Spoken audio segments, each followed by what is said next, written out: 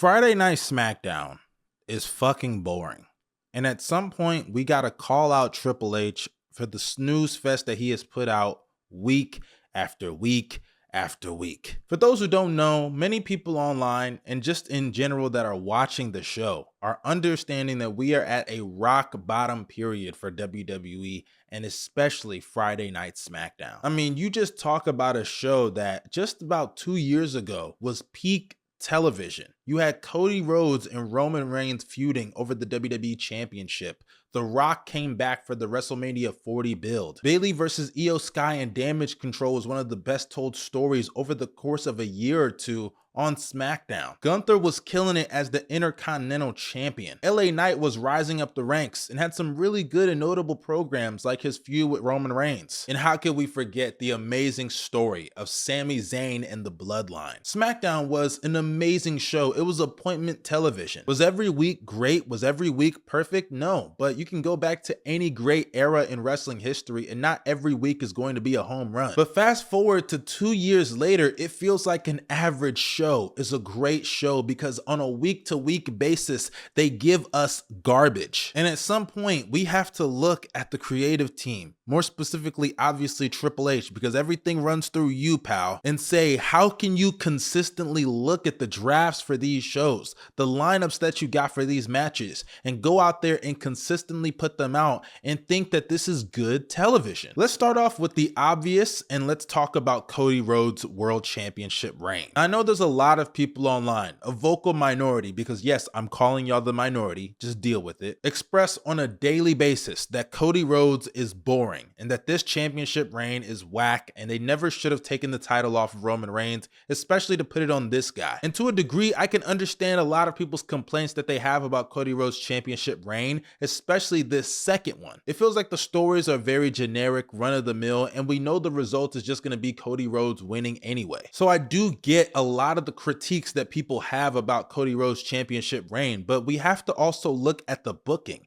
That's the real issue here. How can you have Cody Rhodes and Drew McIntyre have multiple matches? And Drew McIntyre is a former WWE champion. He main evented WrestleMania. I know it was in the empty warehouse, but he still did it. He won the Royal Rumble. He beat Brock Lesnar. And last year had one of the greatest feuds in WWE history that capped off at one of the greatest Hell in a Cell matches of all time. But yet you're gonna job him out 3 straight times to Cody Rhodes? That's insane. And I'm gonna say 3 because yes, I know he didn't lose the match on SmackDown, but let's be honest here, that's a failed attempt. Failing to beat Cody Rhodes on 3 straight occasions is bad for Drew McIntyre's character. And I think at this point, a lot of fans are at the point where they can never take Drew McIntyre really serious as a world championship contender. And I won't talk too much about Drew McIntyre because I honestly am saving a video for him right after he loses his next attempt at Cody Rhodes because it seems like they're going back to that, so I'll save that for another time. But as far as Cody Rhodes in this championship run, it is starting to get stale. He comes out there and says the same thing. What do you want to talk about? Insert city name. And then he speaks in hyperbole and a whole bunch of babyface jargon that really is a bunch of nothing. And since SummerSlam, it just feels like he's been going through the motions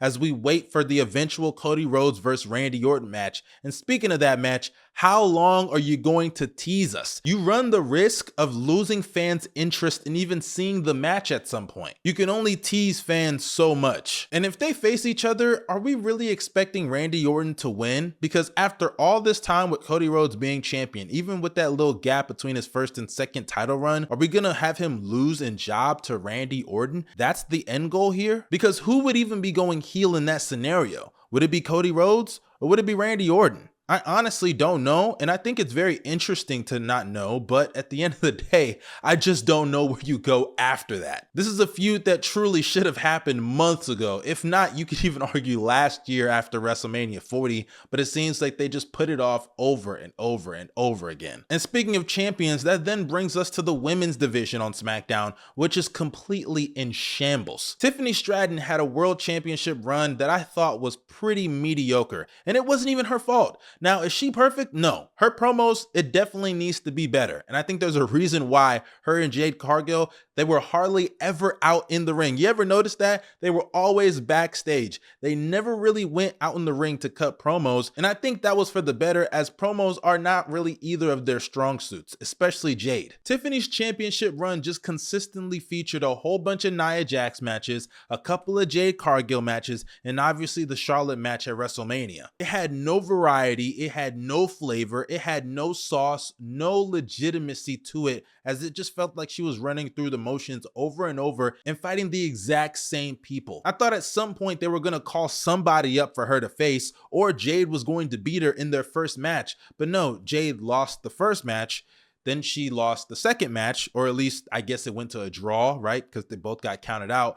And then she failed to win the triple threat match. And then they finally put the title on Jade after she turned heel, which you had no choice because you couldn't send Jade out there to lose again. But at that point, what did it really mean? I mean, I guess it cements her as a heel, but it also kind of ruins her credibility that it took her this many attempts and an injured Tiffany Stratton for her to get the job done. And I like Jade, even though she's not perfect. I know a lot of people think she's boring. She can't work in the ring. She can't go past 5 minutes. They think she's like the female Goldberg, but I think that could really work actually. Being a female version of what Goldberg was in WCW, even though she's not undefeated, which I think was always a mistake from WWE, she needed to be undefeated until she won that championship so that her eventual loss could feel like a big deal. But either way, I do like the fact that they finally put the title on her and they did it in dominant fashion. But now here lies the bigger problem, because where do you go from here? I just saw on SmackDown the other week that her match this week is going to be against B-Fab. And look, it'll probably be a complete squash. B-Fab will probably get little to zero offense in throughout the entire match. It'll go 3 minutes at most, which is the most it needs to be. But are we really serious that this is where we're gonna go with Jade Cargill? What's next after that? Because the rest of this roster is mediocre. You got Chelsea Green, who just beat Julia for the US Championship, and if I'm being honest, you know how sad it is that I gotta say that was the right decision? She beat her in like less than 2 minutes with a roll-up. I mean, boy oh boy, what the fuck have they done to Julia? Man, I feel so bad for her. This is a woman that when she came to the main roster had expectations to be a world champion within a year. She needed a dominant push to establish her as a dominant force. And quickly, they put the US title on her, and I thought they were gonna strap the rocket to this woman. But here we are months later, and she's losing to Chelsea Green on a surprise roll-up in 90 seconds. And we're all saying, you know what?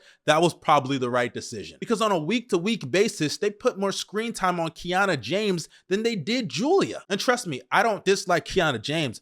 If anything, I actually want to see a little bit more, you know what I'm saying? But Julia's the star here, okay? And I don't want to hear anything about her English being bad, because Julia can speak English perfectly fine. I don't want to hear that bullshit. And hell, even if you're not going to have her do promos, which is why you got Kiana James with her, guess what? At least send her out there to have matches.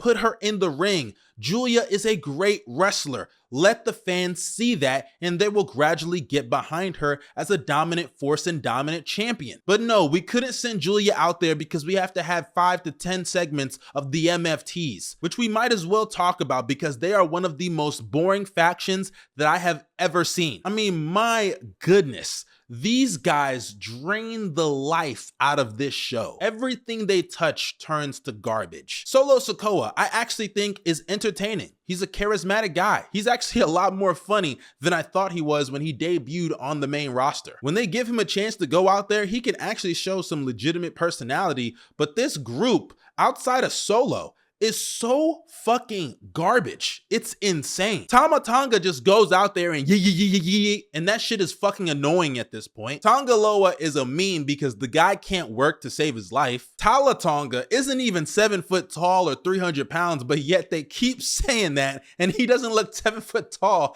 at all. And he sucks. And then you talk about Jeff Cobb, who they've turned into JC Mateo. Oh my God, what have they done to Jeff Cobb? This group is trash. They have no personality. They've given us no reason to care about any of these characters other than Solo, which I'm sure is by design because he is the leader. But this desperate want of Triple H to squeeze out as much juice left in the Bloodline story as possible has been killing these shows, has been killing SmackDown and even a part of Raw, because let's not act like they're not doing the same thing with Roman and the two cousins over there. This show is an abomination. And I've seen a lot of people compare it to 2019 WWE, and please, let's not go that far. These are not as bad as the shows as King Corbin when he rubbed dog food on Roman Reigns, okay? Or Jinder Mahal when he was WWE champion. It could be a lot worse, trust me. But the mere fact that people are even having to have those conversations is further proof of how stale and boring the show is right now. I'm actually adding this part after I've recorded everything because I want to make this also clear and give WWE just a little bit of leeway. One thing I think that is hurting this roster right now are injuries. The main two being Bianca Belair and Kevin Owens. Kevin Owens and Randy Orton were supposed to have a program this year that obviously got canceled due to his injury. And I actually think Kevin Owens could have been the perfect opponent for John Cena's last match, considering Kevin Owens' first match in WWE,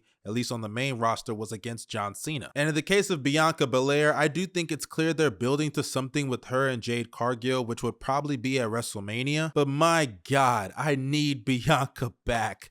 This division on SmackDown needs her so desperately. And while we're even here, there's one more thing I need to add. What a disappointment John Cena's last year has been in WWE. And it's not all his fault, but I do give him a little bit of blame. Majority of the blame definitely goes to Triple H, because how could you fumble a year like this? It was so simple. Have him run through some of his greatest rivals, have him face a couple of new guys, then have Gunther or Kevin Owens beat John Cena in his last match. But no. We have to have John Cena turn heel and have no plan really attached to it. And by Triple H's own mouth, we're gonna build John Cena's heel turn and center it around Travis Scott. I mean, holy shit, what a disappointing year for John Cena's last run. And I give him a little bit of blame, like I said earlier, because Cena should have took this run in his own hands and said, fuck that, I'm steering the ship here. I mean, a lot of fans have speculated that Triple H has done this out of jealousy of John Cena's career ending on its own terms and Cena having a better career than he did. And I'm not into the whole conspiracy stuff. I know Triple H has a checkered past of really fucking guys over with his power, but at the end of the day, I just don't see what's really gained from this, honestly. It just feels lifeless, like there has no pulse, no intrigue, no interest. And the only reason I truly even watch it is obviously I have a YouTube channel about WWE and also Ilya Dragunov and the US title open challenges. Those matches are banger matches, and I think appointment television every single week. Whether it was Sami Zayn and the banger matches he was having, or now Ilya Dragunov, those are great matches consistently on a week-to-week basis that I look forward to. But unfortunately, those matches actually don't even have a story, so they can only do so much for this show. SmackDown right now is in a desperate need of a shakeup. Call up some names from NXT. Why can't we see Jordynne Grace on the main roster already? I know they called up Lash Legend, and I actually think that's a good call up. I was actually saying for a long time that they need to pair Lash Legend with Jade Cargill and make them a little stable. Maybe you could throw Nia Jax in there. I'm really not a fan of Nia Jax, but hey, it seems like WWE is a lot higher on her than anybody else is. But where is Obafemi? Is it not time to debut this guy onto the main roster? Hell, I thought he was going to be the one to beat Sami Zayn for that US title, but they gave it to Dragunov, which I have no problem with. I like Ilya. But Obafemi, it's about time to call him up to the main roster already. Or hell, even Trick Williams, who I know is not a great in-ring wrestler. A lot of people have reminded me of that every single day I talk about him on Twitter, but at some point, he's got to come to the main roster. If Jey Uso can get the push he's got on the main roster, there's no excuse for Trick Williams to still be in NXT after all these years, when you know as soon as you call him to the main roster, he's gonna get over, because the guy has more charisma in his pinky than a majority of that roster. Triple H, tighten the fuck up and fix this show.